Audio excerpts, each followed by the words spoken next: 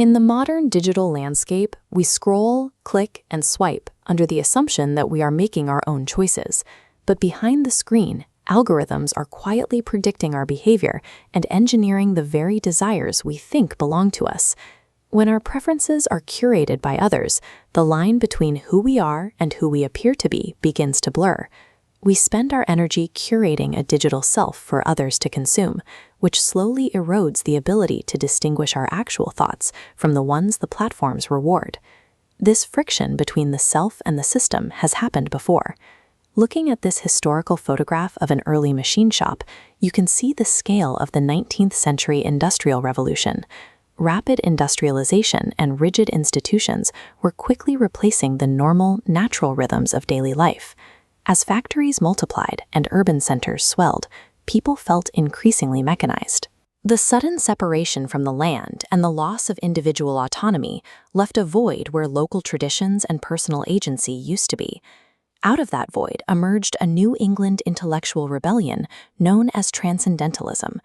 Its core premise was straightforward: self-reliance. Truth, these thinkers argued, is never handed down by institutions or external authorities. It must be discovered deep within the individual.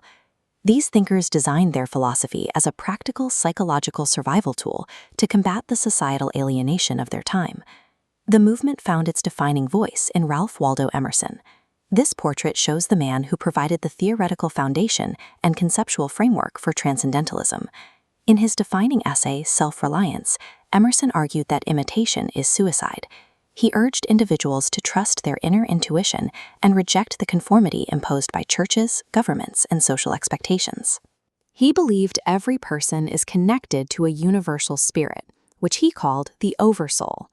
To access this truth, an individual only needed to step into nature, which acts as a metaphysical mirror reflecting that deeper reality back. While Emerson defined the ideas, Henry David Thoreau, seen in this daguerreotype, tested them in the physical world, becoming the movement's primary practitioner. Thoreau deliberately withdrew from society to live in the woods, specifically at Walden Pond, pictured here. By building his cabin, growing his food, and minimizing possessions, he stripped life down to its absolute essentials to see if Emerson's ideas held up. Thoreau also pushed self-reliance into the political sphere. In his essay, Civil Disobedience, he argued that morality comes directly from conscience, not the state. He refused to pay taxes that would support an unjust war, resulting in his brief imprisonment. That concept of actionable moral resistance crossed borders and generations. As seen in this early portrait, leaders like Mahatma Gandhi and later Martin Luther King Jr. used Thoreau's framework to organize mass movements of nonviolent resistance. Transcendentalism endures because of this unique partnership. Emerson established the core principles, while Thoreau provided the evidence that they could work in the physical world. The philosophy provides several practical advantages. It encourages creative freedom, critiques shallow materialism, and promotes time in nature to restore mental balance. However, extreme individualism contains critical design flaws. When personal intuition is elevated above all else, objective collective reality begins to fracture. Total self-reliance devolves into isolation, leading individuals to ignore the interdependent systems that make society function. Relying strictly on subjective feeling creates ethical risks. When personal belief becomes the only truth metric, it justifies harmful actions and ignores verified facts. Individual transformation is powerful, but without a mechanism for societal responsibility, the philosophy struggles to solve large-scale systemic problems. To make self-reliance work today, it requires an update.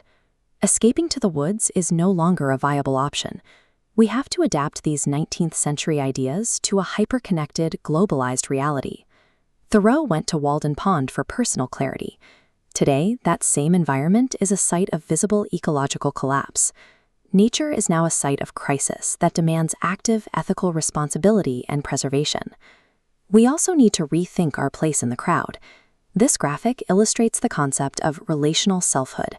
It is the requirement to maintain your distinct individuality while staying deeply engaged with our interdependent social systems. This engagement is vital as artificial intelligence handles more of our daily decisions. Machines execute pure logic without questioning meaning. Human self-reliance is the ability to doubt, reflect, and ask why.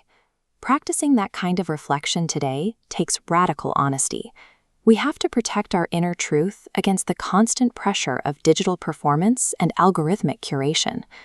Modern self-reliance is the ongoing effort to identify how the world is trying to influence us and protecting the capacity to think for ourselves from within the system.